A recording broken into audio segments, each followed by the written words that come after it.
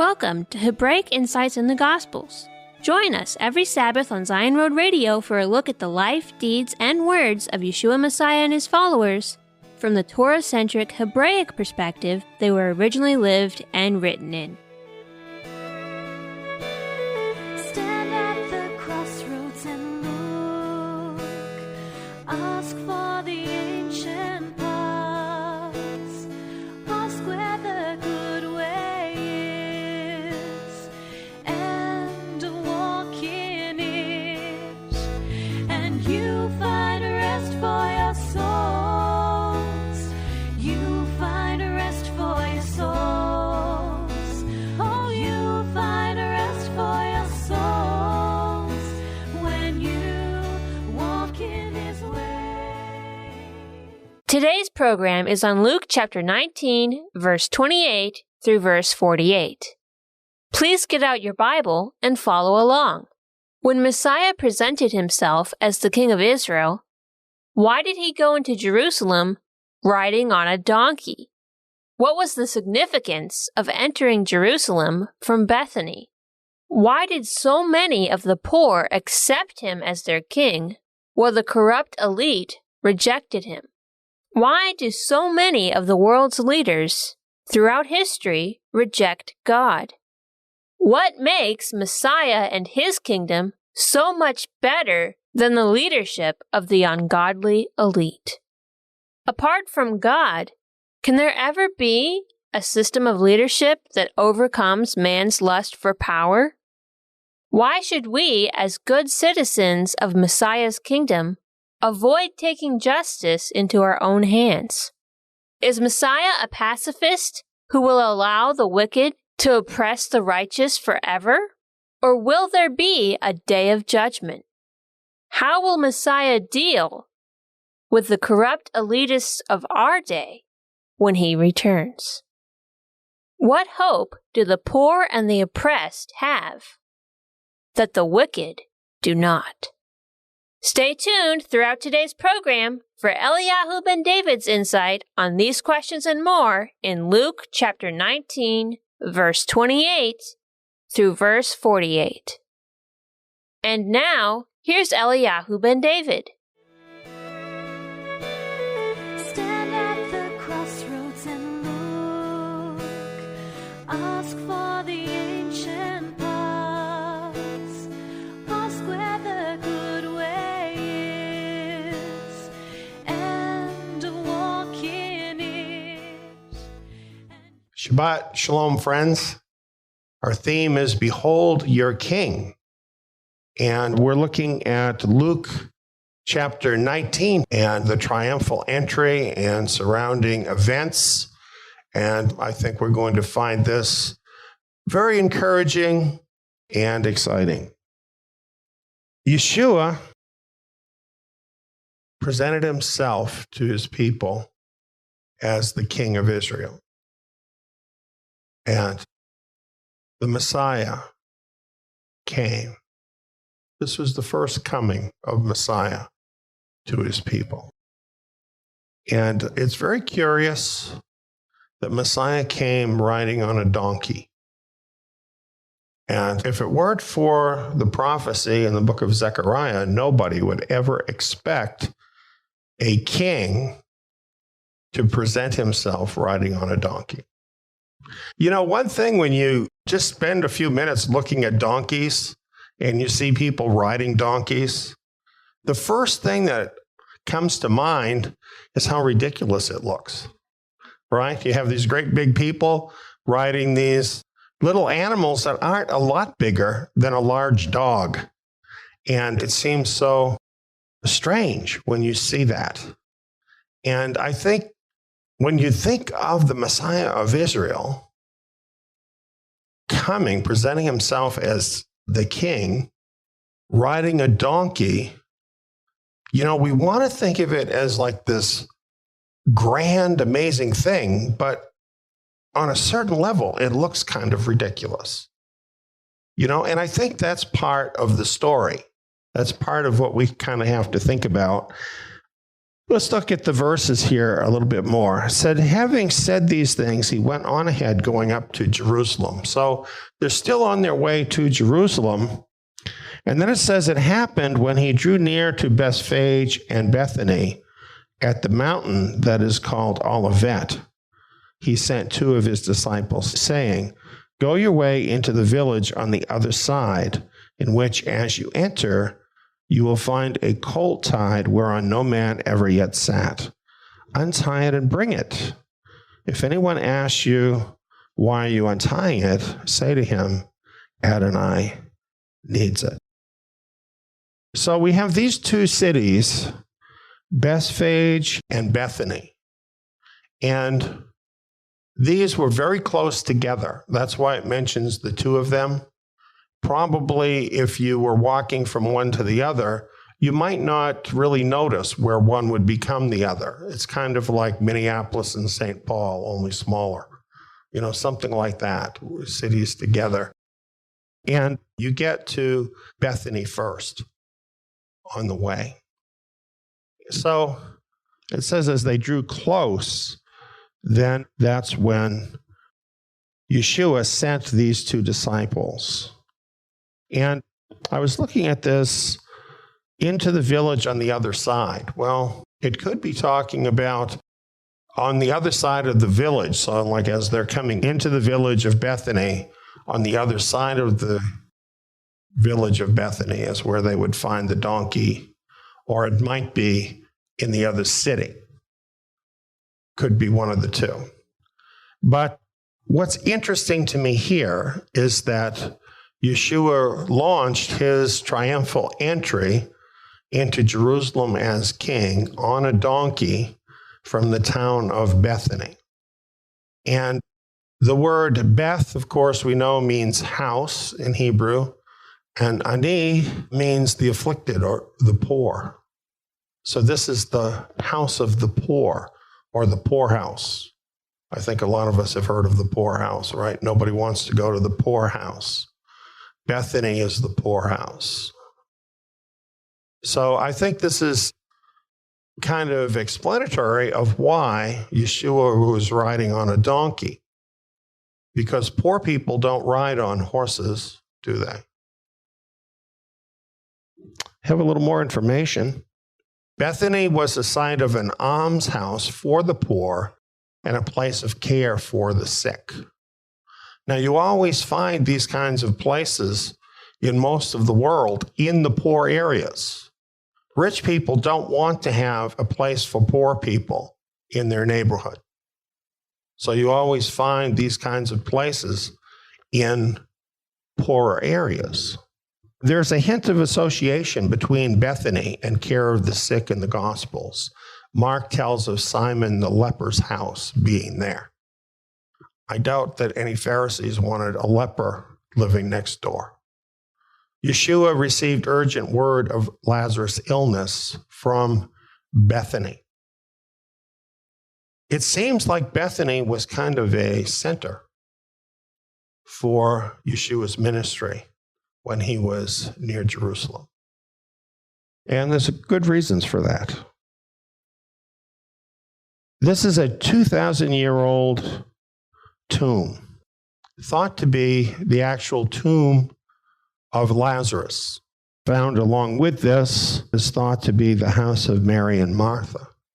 And this Bethany tomb of Lazarus has been identified as the tomb of the gospel account since at least the 4th century. And there are ancient church fathers from the early centuries that verify this location as being the tomb of Lazarus in Bethany. So I think that's just kind of interesting. Not only that, but a lot of work has been done in Bethany, unearthing graves there and doing research as to who the people were that lived in Bethany. And ossuaries, which are bone boxes, have been dug up, thousands of them in Bethany. And these reveal that in the time of Yeshua, Bethany was largely settled by people from Galilee who wanted to move there and live near Jerusalem.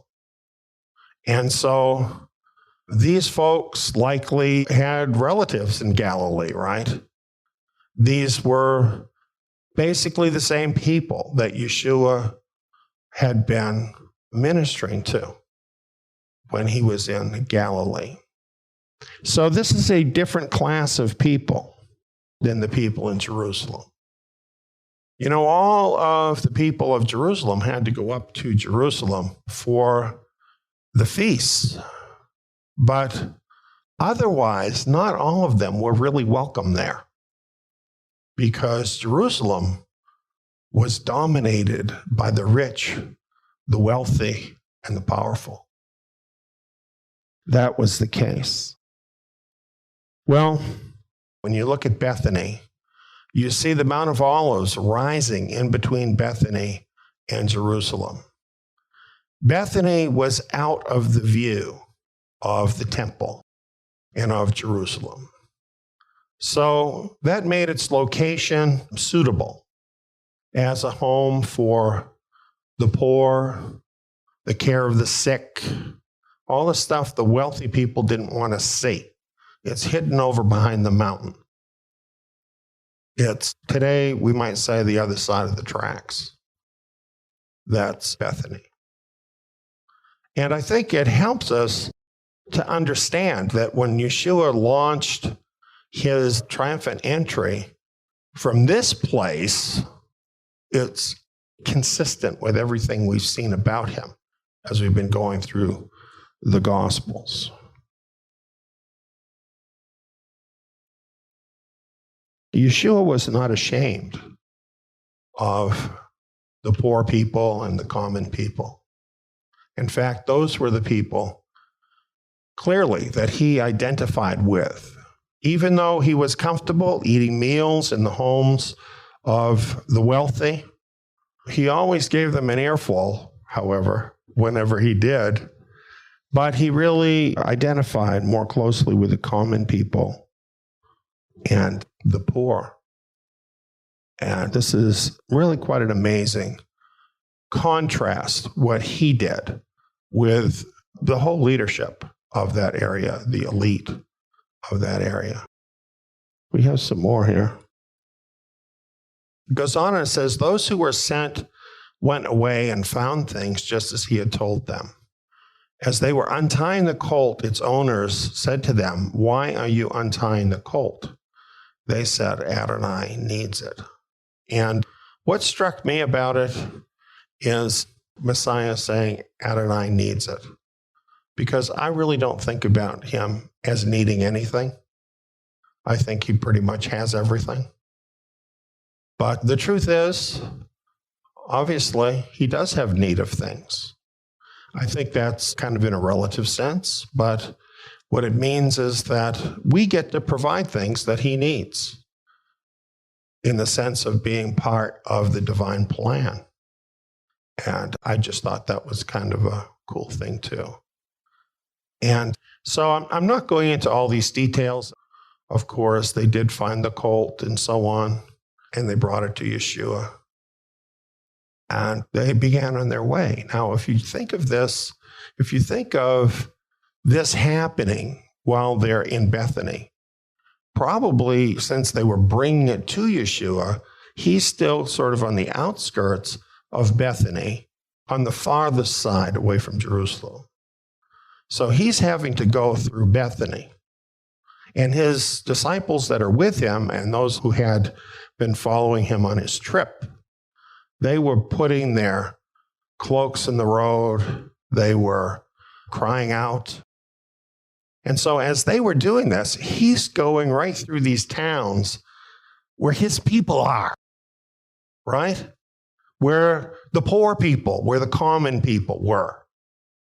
And so this really explains how there are a multitude of disciples there as he is moving along the path about 1.5 miles or so to Jerusalem.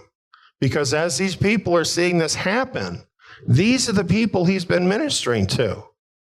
And so they come out and they join in receiving Yeshua as their king. And a lot of them were thinking, I was wondering when this was going to happen, right? Because these are the people that had been ministering to. They saw the amazing things that he did, and they wanted him to be their king. They wanted him to be their king, and they were praising God to have a king that actually cared about them. That's why I'm glad to have him as my king. As he was now getting near at the descent of the Mount of Olives, the whole multitude of the disciples began to rejoice and praise Elohim with a loud voice for all the mighty works which they had seen. So again, these were his people that he had been ministering to. Now, he would minister to anybody. He would minister to the wealthy. But those people don't normally show up, right? Because, let's face it, they don't like to rub elbows with the lower classes, right? They might get cooties or something, like we used to say when I was in high school. And that's just the attitude, and that's been the attitude through history. And I'm not just criticizing these people. Pretty much globally, that's how it is. The upper classes look down on the lower classes of people. And that's how it was in Jerusalem and Judea. So when Messiah did all of these great things, usually the vast majority of the people were the common people and the poor people. And they had seen him do these things. So they were the ones that showed up. They were the ones that said, "Blessed is the King who comes in the name of Adonai. Peace in heaven and glory in the highest." They might have said this because it's in the scriptures and it's part of the prophecy. But maybe Luke specifically left out the prophecy because he wanted to focus on the fact that this is what these people really thought. In other words, they were fulfilling the prophecy simply by saying what they thought.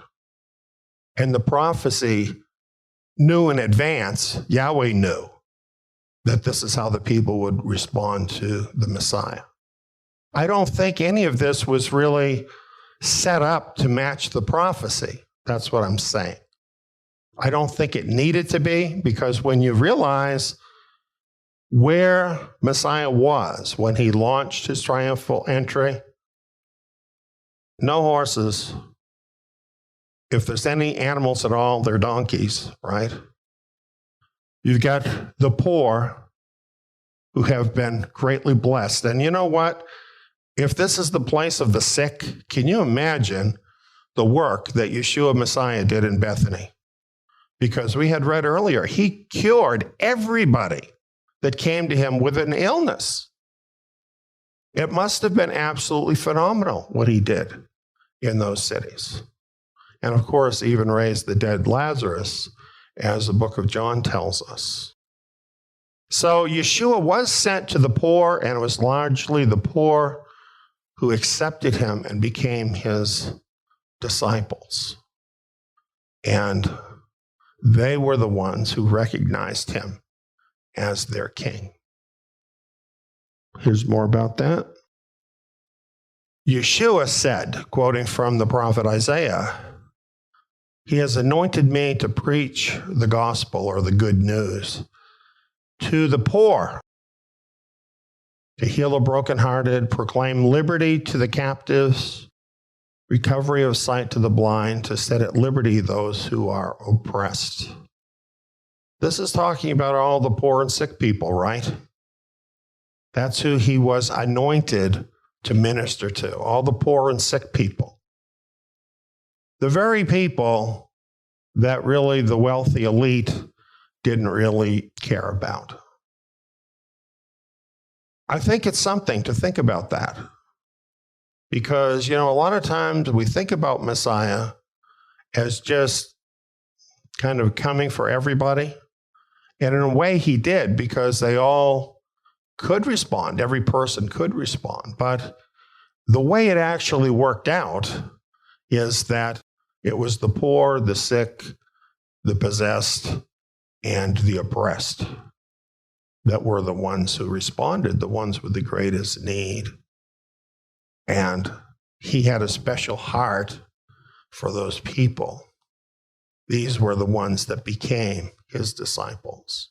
This is part of why, even after Yeshua was killed and was resurrected and ascended to heaven, that there was such animosity towards his disciples, because the elite people looked down on the disciples, who a great number of them in the early days were Galileans, and they saw them as rabble, actually. So let's look a little more here. Here's another verse from Luke chapter 6. You probably remember we read this. He lifted up his eyes toward his disciples and said, "Blessed are you poor, for yours is the kingdom of God." And it's interesting, he's looking at the disciples and he's saying, "Blessed are you poor." What does that mean? He's calling the two one thing. He's saying that the disciples are also the poor. So that must be largely how it was. The poor, now not necessarily meaning the destitute. There's a huge gap between the people who are just the common people and the wealthy people. And this exists in the world just about everywhere you go. Many places in the world, you'll have a part of town where people are just obscenely wealthy, and you drive a little ways away and you find an entirely different situation. And that's basically how things were. But Yeshua said, "Of the poor, yours is the kingdom of God." And there's a reason for this.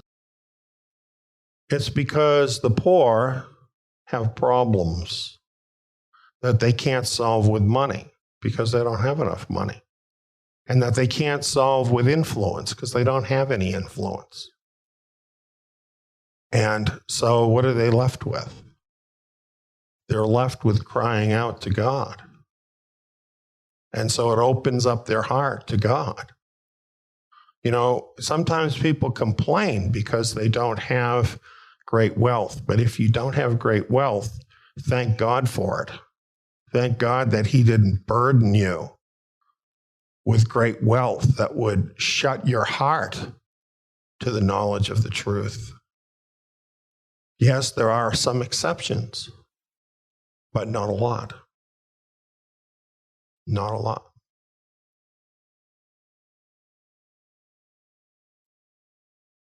Zechariah 9:9 is the prophecy that Matthew points out that Luke didn't even mention. "Rejoice greatly, daughter of Zion. Shout, daughter of Jerusalem. Behold, your king comes to you. He is righteous and having salvation," Yeshua, "lowly and riding on a donkey, even on a colt, the foal of a donkey." So when he did come into Jerusalem and he's riding on a donkey, the people are calling him their king. Do you suppose those religious leaders knew what this was about? Of course they did, right? What a statement. What he was doing was an amazing statement before the eyes of all of Jerusalem, and especially before the eyes of the ruling class. This is why he told them in Galilee, "Don't tell anybody I'm the Messiah." Because there was going to be a time for him to present himself officially, you might say, as who he was. And this was the time. They had a choice. They could accept their king. They saw the prophecy being fulfilled. Surely, even if they didn't see it, they all heard about the miracles that he had done, heard about his teaching. Some of them had actually heard his very teaching. They had a choice, and they could have chosen the Son of God to be their king.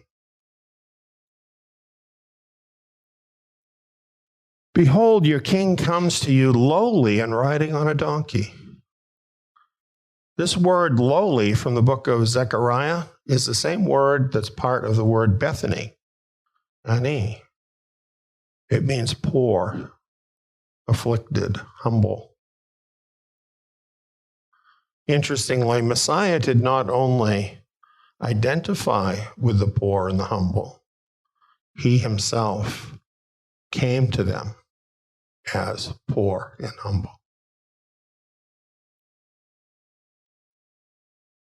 Never have we had a king like this. The world doesn't choose kings like this. Only this kind of king can understand the needs of the poor and humble.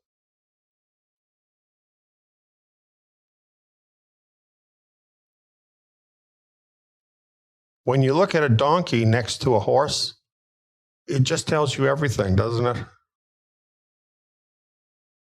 In Bible times, horses were for the aristocrats and the warriors. The poor people, they got the donkeys. They needed cheap, reliable transportation, a work animal they could afford.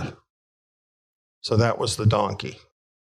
So they looked ridiculous riding on the donkey, but you know what? That's the best they could do. It's as if Yeshua showed up for his coronation driving a Volkswagen Beetle. What would they say? What would they say? It's kind of shocking in a way. It's really a shocking picture. Kind of ridiculous in the minds of the elite.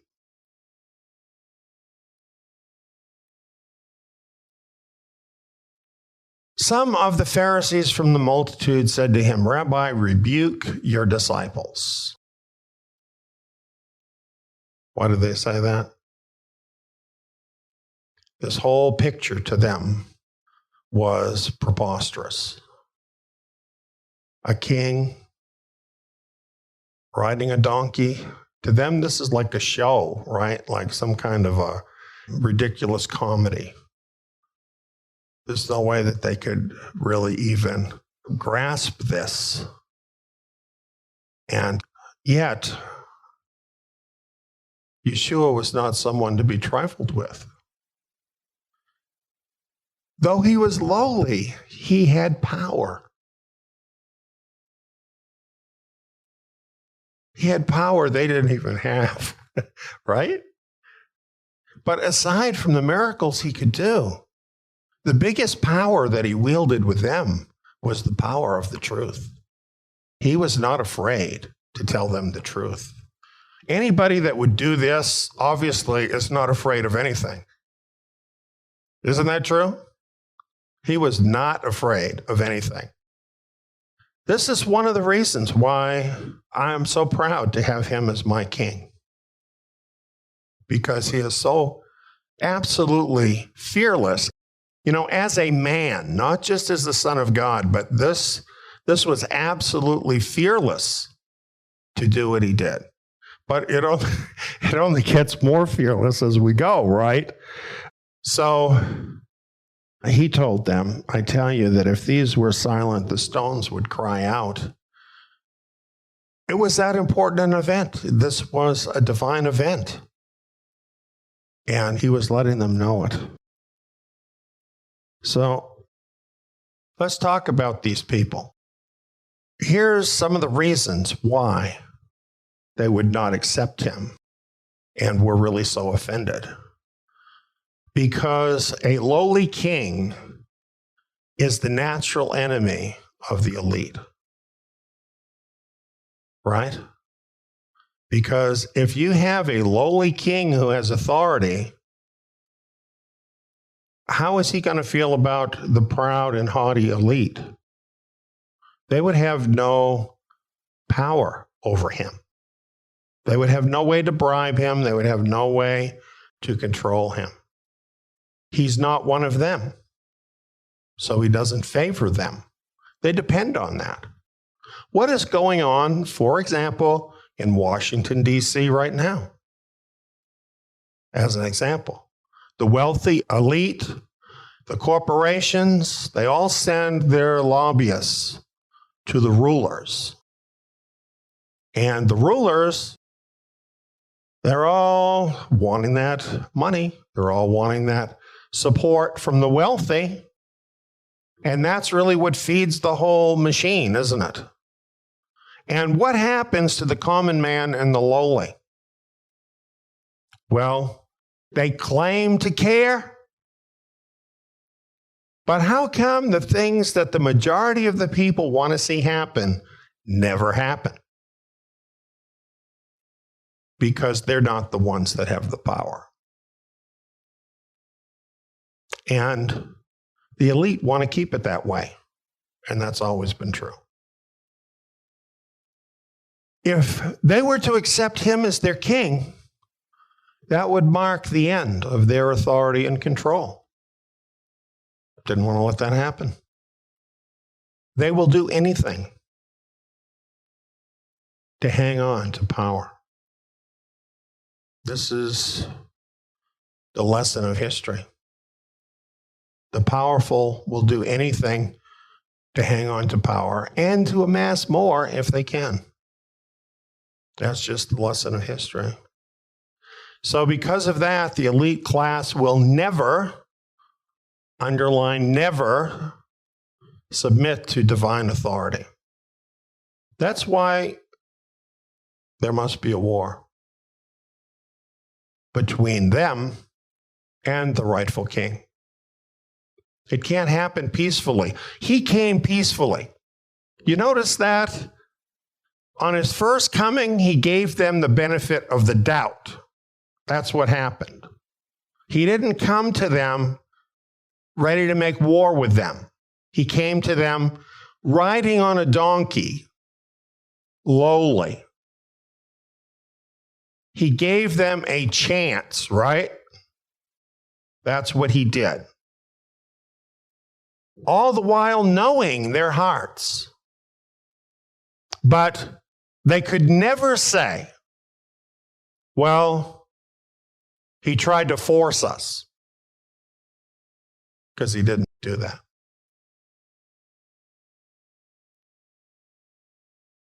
So when he was drawing near the city and he wept, it was because of those people.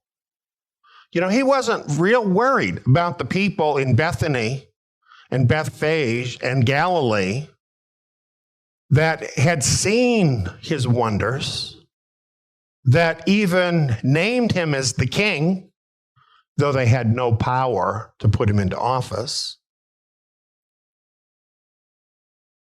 That's where he was drawing his disciples from. But as he approached Jerusalem, which is supposed to be the holy city, knowing that it is fully in the grip of these wicked people, he could do nothing but weep for that city. Because he knew what their lust for their authority and power would bring on that city. It was a class struggle. It was. But Yeshua was not trying to raise up people to fight against that upper class. He wasn't trying to do that. He was just trying to bless the poor people, the common people. He didn't incite them to violence against their evil leaders.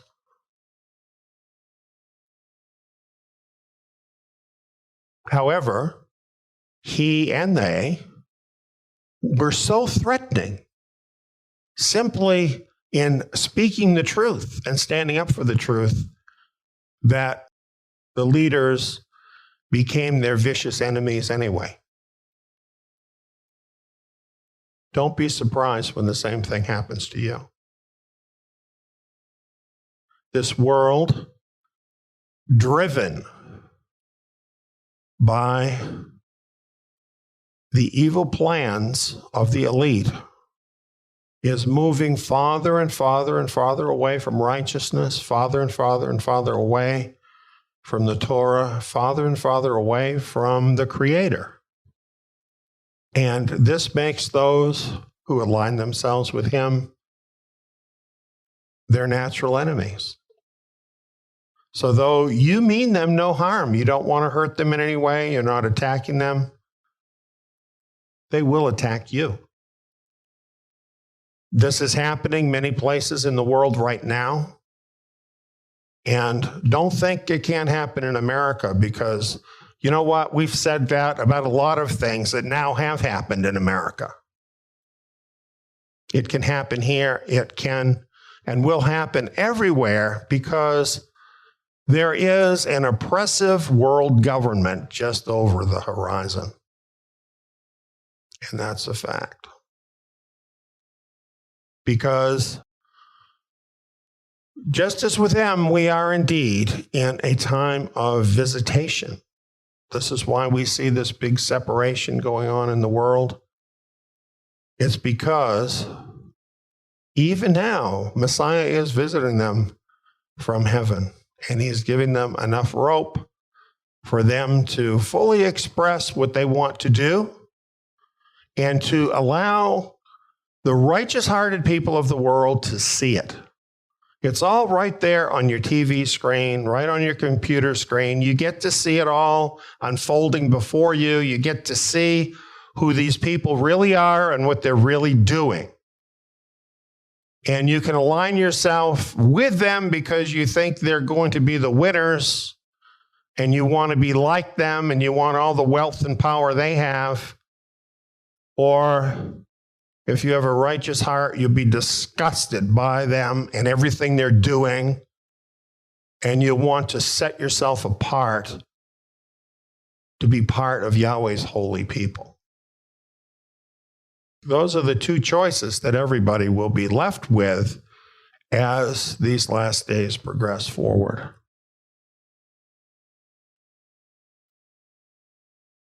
Messiah was such a pacifist. Not really. When he came into Jerusalem, realize he's coming in as the king. So his first act as king coming into Jerusalem is to assert his power as king to clean up the corruption at the temple. So he went into the temple and really demonstrated to everybody that his kingdom was not going to tolerate the abuses of the elite at the expense of the righteous, the noble, the just, and the holiness of Elohim. He whipped them. He went right in and he whipped them, and he drove them right out of the temple. Now, that's not a very Christian thing to do, but he did it. Does that mean we should do it? I'm not the king. No, I'm not going to do that. I'm not the king. He was the king. Jerusalem, the city of David. He's the son of David. Who else is going to straighten out that mess? So it fell to him to do it. He did it. And in doing it, he followed the example of righteous kings in the line of David, like Josiah, like Hezekiah, and others who stood against apostasy and idolatry and evil. And this is exactly what we should expect him to do when he goes into Jerusalem. The first order of business is to come to grips with the evil that had taken over the house of God. That's what he did. Do you think he knew where that was going to take him?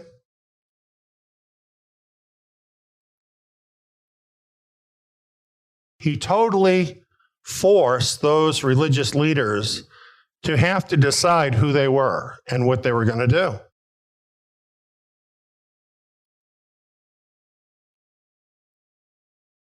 He knew what they would do. Of course, the elite sought to destroy him. They'll go to any lengths to hang on to their wealth and power. That was true then. It is still true today. It has been true throughout history. And we know the reason. You know, people would like to tell you that people are basically good. The Bible tells you we're not. We're born in sin. This is the fallen nature of man. And very few are able to come into a position of power and not abuse it. This is what happens. And you see, let's say you are a righteous person and somehow you get into a position of power, like, say, Daniel. If everybody else that's in power is wicked, you see how that really limits what you can do? So, yeah, there are a few that don't go that way, and every one of them, by the way, that don't go that way, fear the living God. That's the reason they don't go that way. If you don't have that in your heart, you know, what is it? Absolute power corrupts absolutely. And that's what always happens. In the history of Israel, none of the kings of the northern kingdom, the 10-tribe kingdom, not one of them was righteous. Not one was righteous. In Jerusalem, in the Davidic line, of all the kings that ruled, there were 5 that were righteous or semi-righteous. You know what I'm saying? And they're probably the best the world has ever seen, other than Messiah, in terms of rulers. So it's a big problem. It is the problem, really. It is the problem with the world. This matter of government. Well, let's take a look at how this is today. I've heard different statistics about this. This is probably the most scary one. 8 billionaires have as much wealth as half of the world population, the poorest half. Think about that. 8 people are hoarding as much wealth as half of the population of the world. That's according to Oxfam. You know, this is worse than it's ever been in history. Sometimes we think back and we think of like ancient Egypt and we think, okay, there was a wealthy pharaoh and there were all these slaves. Actually, the truth is, the gap between the super wealthy and the ordinary person, the wealth gap, is the greatest it has ever been in history. And not only that, but the economic system of the world has been so rigged by these people that it just keeps getting more that way. And the advantage we have in the modern era is we have all the statistics, we have all of the data, we have the computers to know it. And we do know it.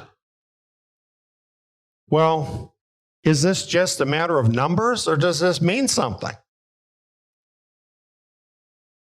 Well, it means this. Poverty. Millions of people living in abject poverty. And many millions of others who are living hand to mouth every day, every week. While 8 people are hoarding half of the world's wealth. Does that sound right to you? And then you know what they're telling us, what they've been telling us for a long time through the media. The problem is overpopulation. Yeah, I'm thinking maybe we have 8 people too much.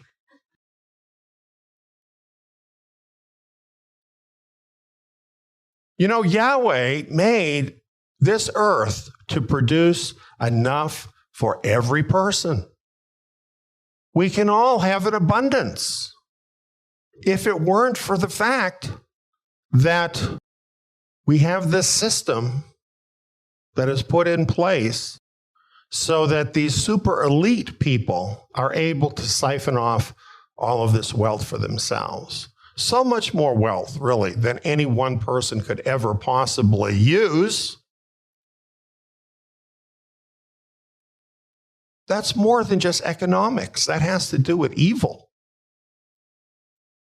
How can you in your heart have these billions of dollars in the bank and know that there are people that are literally dying for lack of enough food to take care of themselves? How can that be right? Now, I'm not stupid enough to think that socialism is the answer to this. Some people think so, but socialism is not the answer. No form of human government is the answer, because you always have the moral problem with humans. Whatever system you have,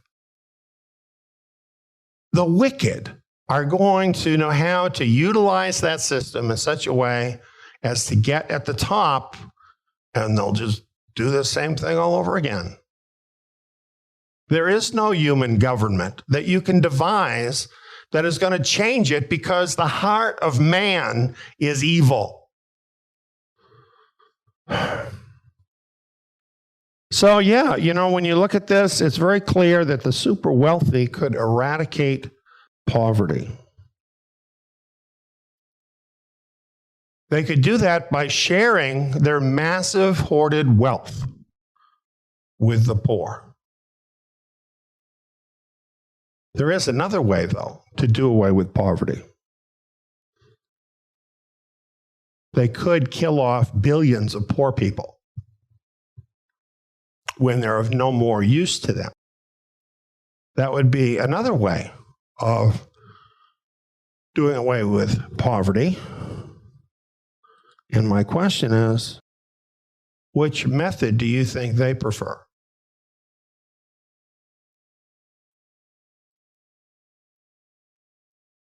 These are real questions that concern us today in the time that we live.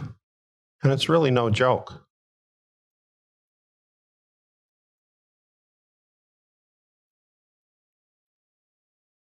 Here's what they need to think about. The king is coming again. This time it's not going to be on a donkey. He's not coming again on a donkey. He's coming on a war horse with all of the armies of heaven with him. Revelation 19, 11 and 12. I saw the heaven opened, and behold, a white horse, and he who sat on it is called faithful and true. In righteousness he judges and makes war. Makes war. You know, sometimes people think there's a difference between the Yeshua in the Gospels and the Yeshua of the book of Revelation. But you know, when I think of Yeshua driving those money changers out of the temple, this is not hard for me to understand. That the day would come when he would come back to make war against those very people that basically are standing in the way of the kingdom. He's just not going to let them do that indefinitely.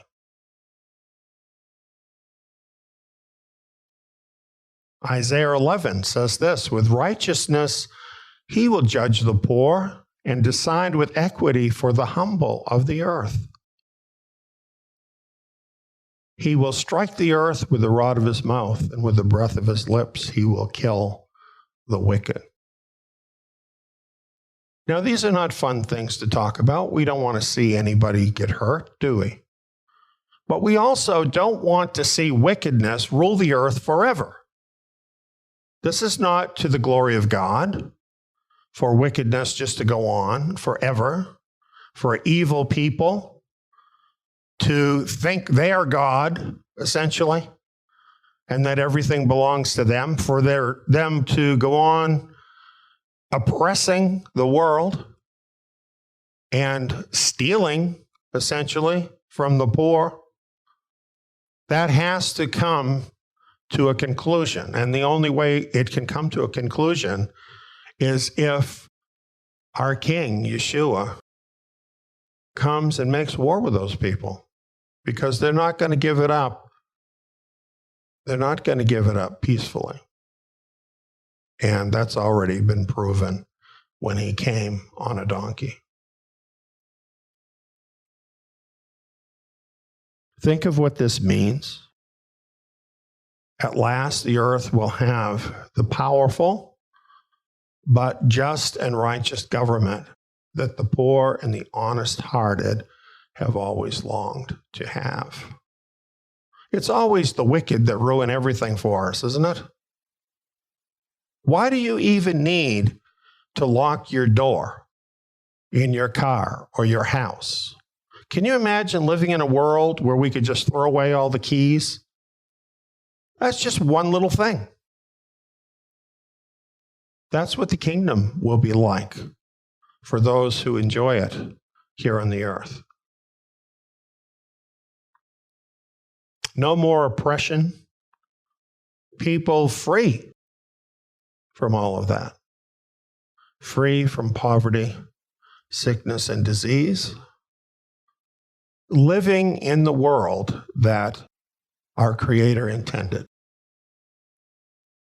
All we can say is, come quickly, Lord Yeshua.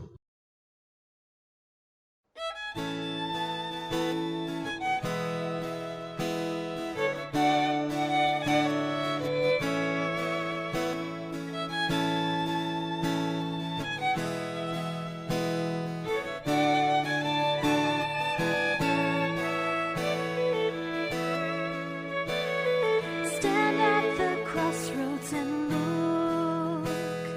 Ask for the ancient paths. Ask where the good way is, and walk in it. You have been listening to Hebraic Insights in the Gospels. Some of the scripture verses referenced in today's program are Luke chapter 19, verse 28 through verse 48, Mark chapter 14, verse 3 through verse 10, John chapter 11, verse 1 and chapter 12, verse 11, Luke chapter 4, verse 18 through verse 19, Luke chapter 6, verse 20, Matthew chapter 21, verse 5, Zechariah chapter 9, verse 9, John chapter 2, verse 15, Revelation chapter 19, verse 11, through verse 12, and Isaiah chapter 11, verse 4.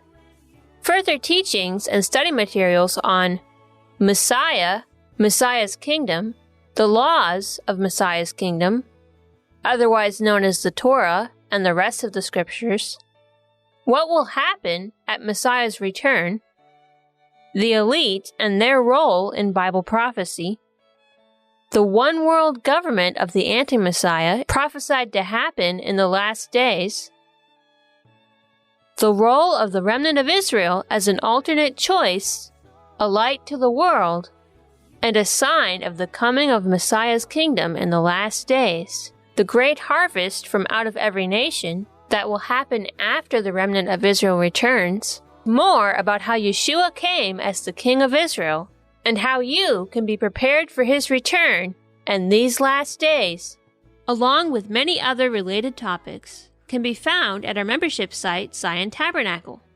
Sign up is free. Just go to zion.net. That's TSIYON.NET.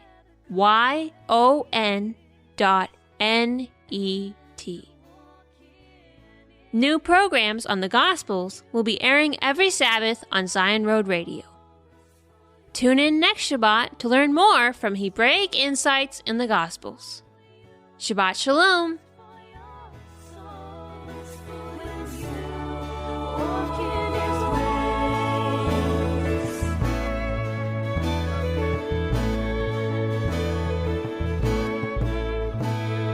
Stand at the crossroads and look. Ask for the ancient paths.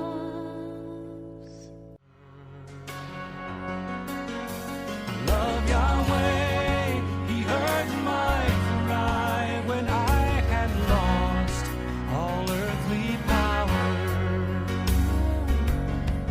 He lifted me from the depths of the ocean and set my feet on solid ground, restored my soul from downward motion, and the hope that seemed lost now is found. I love Yahweh.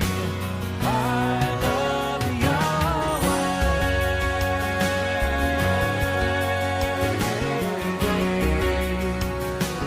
I love Yahweh. The restoration of the remnant of Israel is one of the most undertaught, neglected, and unknown major events in Bible prophecy. A strange fact, since prophecies and references to this event can be found all throughout almost every major book of the Bible from Genesis to Revelation. Now, Yahweh has raised up Zion Ministry to teach His remnant nation of Israel everything they need to know about this often neglected truth in His perfect timing. To learn who the remnant of Israel is, what the Zion mission is, and why we teach the things we do, go to our website at zion.org and click on Remnant Vision in the menu bar. That's TSIYON.org.